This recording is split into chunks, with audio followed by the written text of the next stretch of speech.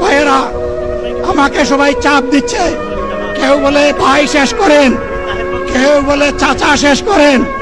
আমি তাদেরকে নিশ্চয়তা দিয়ে বলছি, আমার মওত আমার আল্লাহ নির্ধারিত সময় থেকে 1 সেকেন্ড আগে হবে না, এবং হায়াত যা দিয়েছেন তার 1 সেকেন্ড আগেও আমি যাব না।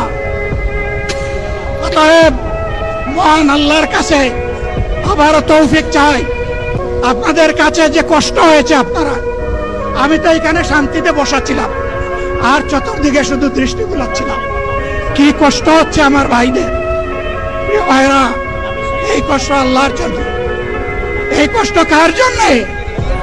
ইনশাআল্লাহ আল্লাহ তাআলা আপনাদেরকে তার উপযুক্ত যা দুনিয়া দিবেন, আখিরাতে দিবেন।